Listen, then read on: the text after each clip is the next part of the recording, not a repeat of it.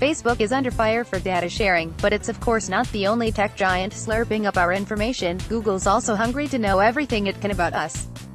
And we clearly find it alarming. A tweet by developer Dylan Curran that details the data collected by Facebook and Google has been shared over 136,000 times and liked more than 211,000 more times, suggesting once dull privacy settings have gone viral.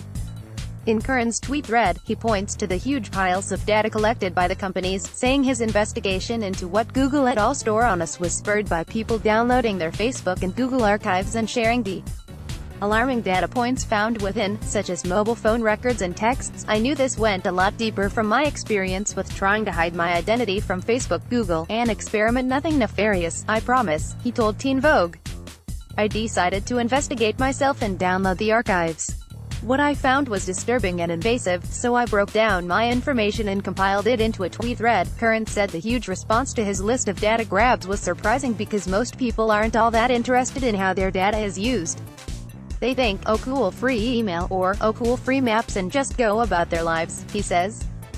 Nobody has the time to really dig deep into this kind of stuff, and not a lot of people care until you show them that these companies know them better than they know themselves. Here's how to follow Curran's footsteps and find out what Google knows about you, and what settings you may want to change to stop the data grab. Point 1. Take out your Google data. Google collects so much information on us that it's easy to feel overwhelmed. There's one step to view it all, but Curran's ensuing file was more than 5 gigabytes or, roughly 3 million Word documents, he notes. To download everything, head to Google Takeout. There's so much data that Google warns it could take hours or possibly days to collect it all together. You'll then be sent an email with a link to a zip file to download it to sift through. It's in this file set that you'll find your emails, calendar information, contact lists, as well as every ad on Google's network you've ever looked at. Curran found some pieces he didn't think Google should have, including files he deleted from Google Drive, such as an old resume and budget, and tracking information from his Google Fit, which he disconnected from his account. I deleted Google Fit and revoked the permissions, but all the information was still there, and collected, he says. As Curran notes in his tweet thread, if someone, criminals or the government or an ex-partner, manages to get access to your Google account, they can see close to everything you've done online and offline for as long as you've used Google. Point 2.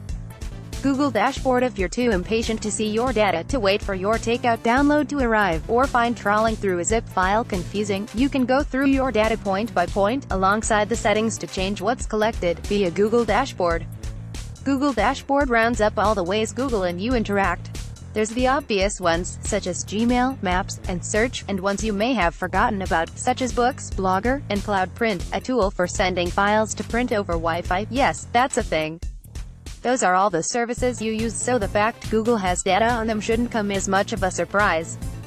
The more alarming data is found further down the page, under the heading, Your Activity Data, showing your location history, search activity, YouTube searches, and more. This is the data Google gobbles up about what you do online, where you go in real life, and more. Location history is the one that's easiest to show the implications of Google nabbing all the information it can about you. On the dashboard page, click to go to your timeline, or head to this link when logged in. Those little red dots are you. Select a date, and you'll see where you went that day and how, laid out on a map. If you took any photos from an Android device, they'll be shown with the exact location where they were taken. If that alarms you, you can disable it by going into your location history and flipping the switch to off. Such collection isn't just a concern for you, but the people you're with. The aggregation of this kind of data is concerning by itself, says Sarah Jamie Lewis, an independent security and privacy researcher.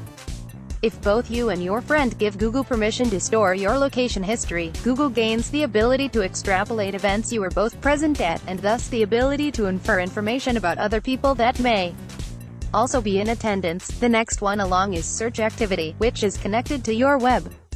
Under Chrome, it's everything you looked at. Under Android, every app you opened. Under Search, everything you Googled. And under Ads, every bit of marketing they've successfully convinced you to look at, collected across Chrome, Gmail, and